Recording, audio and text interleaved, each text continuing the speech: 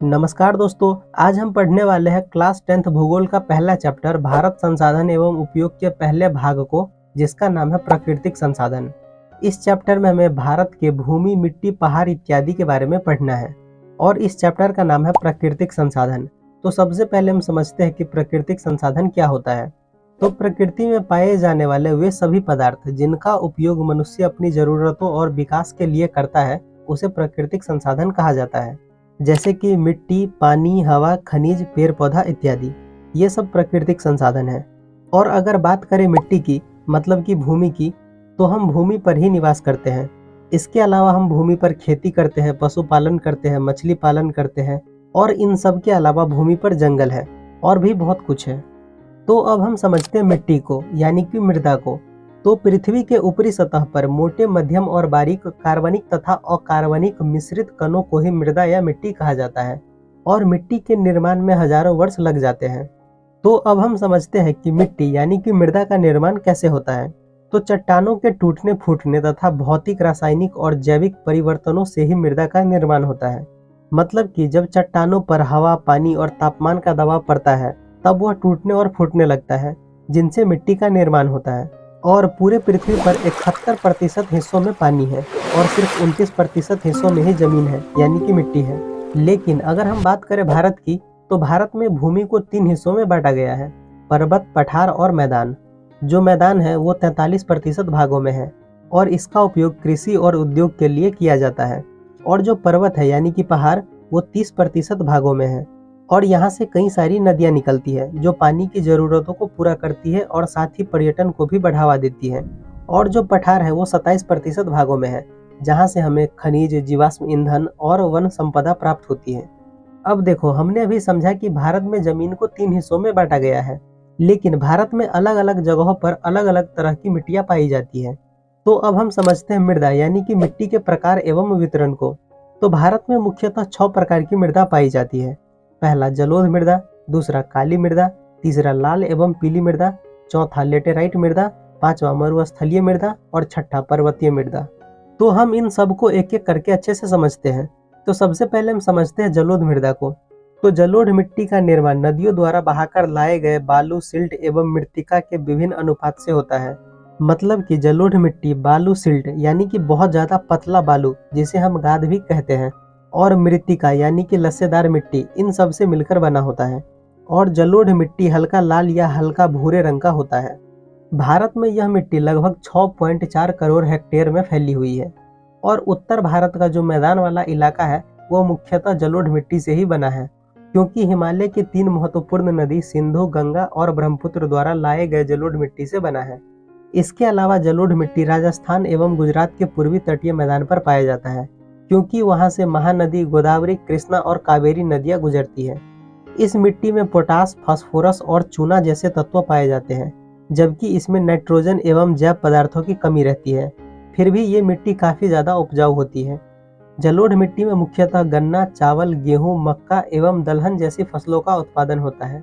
और उत्तर बिहार में बालू प्रधान जलोढ़ मिट्टी को दियारा भूमि भी कहते हैं और यह मक्का की खेती के लिए विश्व प्रसिद्ध है।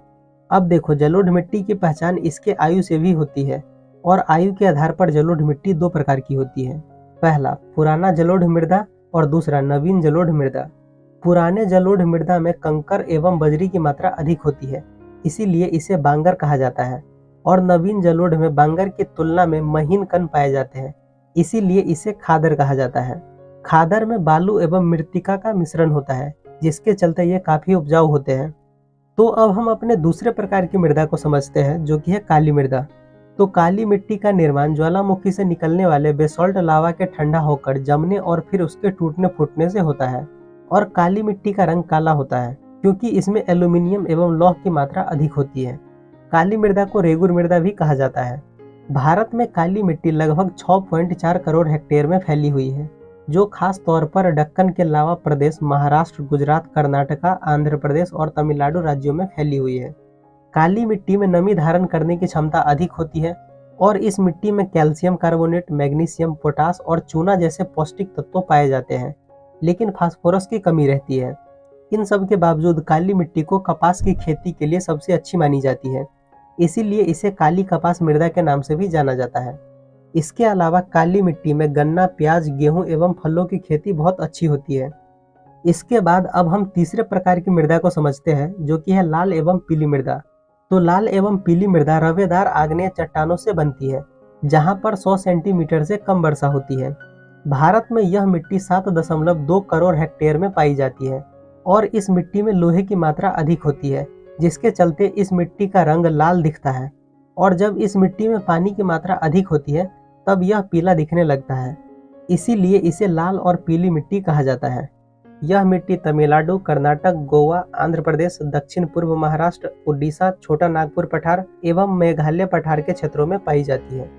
यह मिट्टी थोड़ी कम उपजाऊ होती है, फिर भी इस मिट्टी में चावल, ज्वार, बाजरा, मक्का, मूंगफली, तंबाकू और फलों का उत्पादन किया जा सकता है। इसके बाद अब हम अपने चौथे प्रकार की मृदा को समझते हैं, जो कि है लेटेराइट मृदा।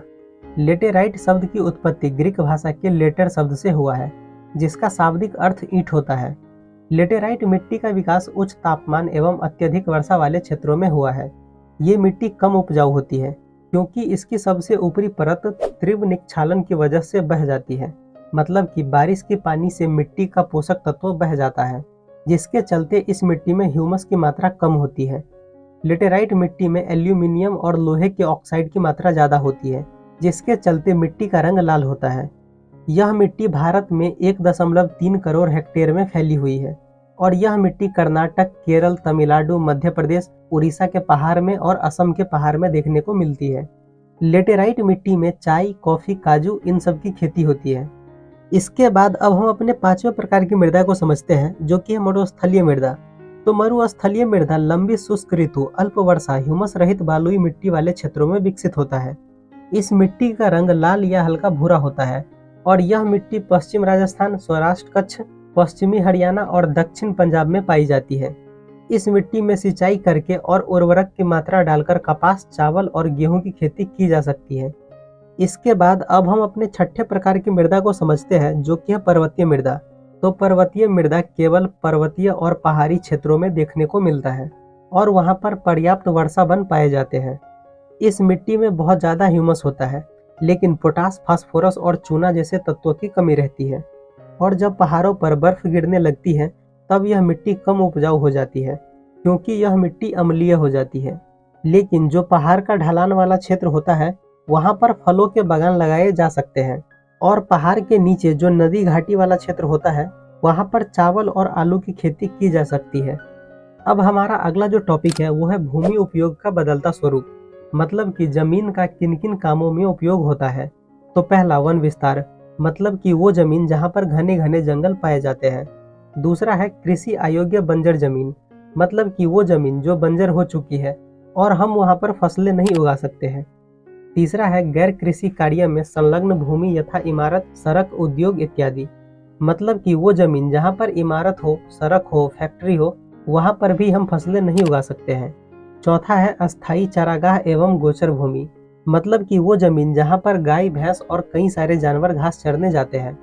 पांचवा है बाग, बगीचे एवं उपवन में संलग्न भूमि, मतलब कि वो जमीन जहाँ पर बाग बगीचे होते हैं और छोटे छोटे जंगल भी होते हैं। छठा है कृषि योग्य बंजर भूमि, जिसका उपयोग 5 वर्ष से न हुआ है, मतलब कि वो जमीन जहाँ पर हम फसल उगा सकते हैं लेकिन 5 साल से ज्यादा हो गए वहाँ पर फसल उगाए हुए, ऐसी जमीन को हम कृषि योग्य बंजर भूमि कहते हैं। सातवां है वर्तमान प्रति भूमि, मतलब कि वो जमीन जहाँ पर 1 साल में कोई भी खेती नहीं की गई है।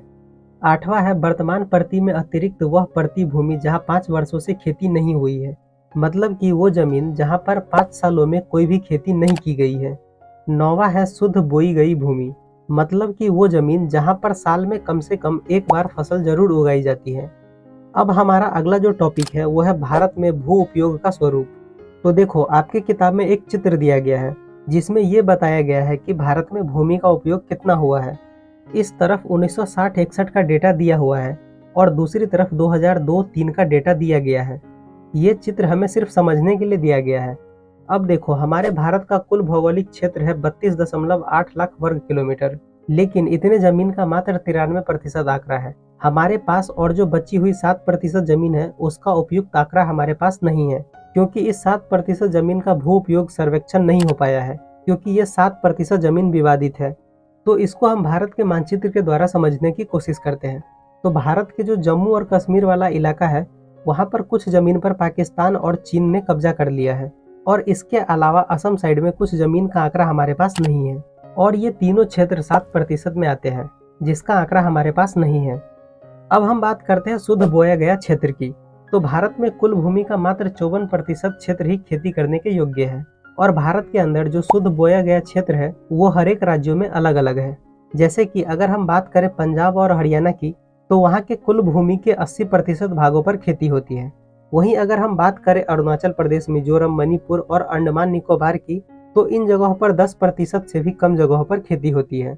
अब हम बात करते हैं वन विस्तार की। तो आप इस चित्र को फिर से ध्यान से देखो।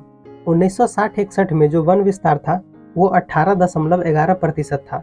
वहीं अगर हम बात करें 2002 और 3 की, तो ये डेटा बढ़कर 22.57% हो गया है। तो इसका मतलब ये है कि जो वन विस्तार है वो बढ़ा है। तो ये तो अच्छी बात है, लेकिन जितना बढ़ना चाहिए उतना नहीं बढ़ा है, क्योंकि राष्ट्रीय वन नीति 1952 के अनुसार किसी भी देश के पर्यावरण को संतुलित रखने के लिए वन विस्तार 33% भूमि पर होना चाहिए। तो देखो, वन विस्तार होना कितना चाहिए? 33%, और है कितना? 22.57%। इसका मतलब वन विस्तार अभी भी बहुत कम है, तो हमें और पेड़ लगाने की जरूरत है।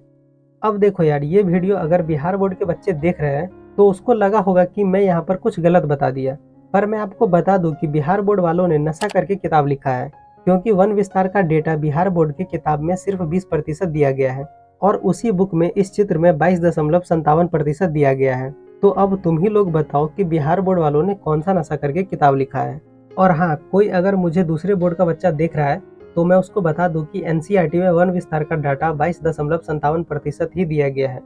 तो अब हमारा अगला जो टॉपिक है वो है भूक्षरण और भू संरक्षण। तो मिट्टी को अपने स्थान से विभिन्न क्रियाओं के द्वारा स्थानांतरित होना ही भूक्षरण कहलाता है। भूक्षरण को ही मृदा अपरदन भी कहा जाता है। इसे हम ऐसे भी लिख सकते हैं कि भूमि की ऊपरी सतह जो उपजाऊ होती है वो पानी और हवा के कारण एक जगह से दूसरी जगह चली जाती है, उसे मृदा अपरदन या मिट्टी का कटाव कहा जाता है। अब देखो, तेज हवा के चलने से मिट्टी उड़कर एक जगह से दूसरे जगह चली जाती है, और ऐसा राजस्थान में देखने को मिलता है। और वहीं पानी की तेज धारा से मिट्टी कटकर एक जगह से दूसरी जगह चली जाती है, और ऐसा नदी के किनारे देखने को मिलता है।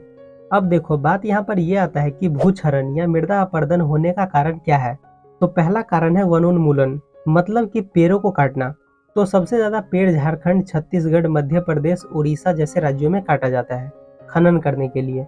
दूसरा कारण है अति पशुचारण, मतलब कि जो घास खाने वाले जानवर होते हैं वो जड़ से घास खा लेते हैं, जिस वजह से जमीन खराब होने लगती है। अति पशुचारण सबसे ज्यादा गुजरात, राजस्थान, मध्य प्रदेश और महाराष्ट्र जैसे राज्यों में देखने को मिलता है। तीसरा कारण है अधिक सिंचाई, मतलब कि खेतों में हद से ज्यादा पानी देना। खेतों में बहुत ज्यादा पानी देने से जलाक्रांतता की समस्या उत्पन्न होती है, जिनसे मिट्टी में लवणीय और क्षारीय गुण बढ़ जाता है और मिट्टी खराब होने लगती है। और ये समस्या पंजाब, हरियाणा और पश्चिमी उत्तर प्रदेश में देखने को मिलता है। चौथा कारण है खनिज आधारित उद्योग, जैसे कि सीमेंट, मृदा बर्तन, मूर्ति निर्माण। इन सब उद्योगों में चूना, पत्थर, खड़िया, सेल खरी के पीसने से वायुमंडल में धूल विसर्जित होती है, जो धीरे धीरे मिट्टी की परत पर जम जाते हैं और मिट्टी की जल अवशोषण क्षमता को प्रभावित करता है। पांचवा कारण है औद्योगिक कचरा। तो जो बड़ी बड़ी फैक्ट्री होती है उनमें से जो कचरा निकलता है वो सीधे जमीन पर फेंक दिया जाता है, जिसके चलते जमीन और जल दोनों प्रदूषित होते हैं। तो देखो, हमने जो कारण अभी देखे हैं, इन सभी कारणों की वजह से हमारी जमीन खराब हो रही है। और ये जो जमीन खराब हो रही है, यानी कि मिट्टी की गुणवत्ता, उत्पादन की क्षमता, जल धारण करने की क्षमता, ये सब खराब हो जाती है। और इन समस्याओं को ही हम भूमि निम्नीकरण कहते हैं। तो क्या कोई ऐसा उपाय है जिनसे हम भूक्षरण या मृदा अपरदन या भूमि निम्नीकरण होने से बचा सकते हैं? तो इसका जवाब है हाँ। कुछ ऐसे उपाय है जिसे करने से हम जमीन को खराब होने से बचा सकते हैं। जैसे कि पहला, पेड़ लगाना। पहले पेड़ काट रहे थे, अब पेड़ लगाना है। दूसरा है अति पशुचारण पर कंट्रोल करना। पहले जानवर बहुत ज्यादा घास खा लेते थे, अब उनको बहुत अच्छे से मैनेज करना है कि जानवर घास भी खा ले और घास बची भी रहे। तीसरा है उचित सिंचाई, मतलब कि पानी है तो बहुत अधिक सिंचाई नहीं करनी है, जितना जरूरत हो उतना ही इस्तेमाल करना चाहिए। चौथा है खनन उद्योग पर कंट्रोल करना। पांचवा है औद्योगिक कचरा को सही जगह फेंकना। छठा है पहाड़ी क्षेत्रों में समुच्चय जुताई, इनसे मृदा अपरदन को रोका जा सकता है। क्योंकि समूच जुताई करके खेती करने से पानी की तेज धार स्लो हो जाएगी जब बहुत ज़्यादा पानी आएगा। 7वां है पट्टिका कृषि। पवन अपर्दन वाले क्षेत्र, मतलब कि जहाँ पर हवा के कारण मृदा अपर्दन होता है, वहाँ पर हम पट्टिका कृषि करके, मतलब कि फसलों के बीच में घास की पट्टियाँ विकसित करके खेती कर सकते हैं। 8वां है रसायन का उचित उपयोग। तो खाद का उचित उपयोग करके भी मृदा का संरक्षण किया जा सकता है, लेकिन रसायन का बहुत ज़्यादा उपयोग करने से मिट्टी के पोषक तत्वों में कमी होने लगती है, और ये पोषक तत्व जल, वायु, केंचुआ एवं अन्य सूक्ष्मजीव भी हो सकते हैं। लेकिन कभी कभी फसलों पर कीटों की संख्या ज़्यादा होने लगती है और कीट को मारने का काम मेढक करती है। लेकिन जब रसायन का प्रयोग किया जाता है तब एंड्रीन नामक रसायन मेढक के प्रजनन को रोक देता है, जिनसे मेढक की संख्या नहीं बढ़ पाती है, जिनके चलते कीटों की संख्या बहुत ज़्यादा बढ़ जाती है और कीट फसल को खराब कर देते हैं। तो ये चैप्टर यहीं पर ख़त्म हो जाता है। अगले चैप्टर में हम जल संसाधन के बारे में पढ़ेंगे। आई होप आपको ये वीडियो पसंद आई होगी। अगर ये वीडियो आपको पसंद आई है तो वीडियो को एक लाइक कर दीजिए, एक प्यारा सा कमेंट कर दीजिए और चैनल को सब्सक्राइब भी कर दो यार। मिलते हैं हम अगले वीडियो में, तब तक के लिए bye bye and take care.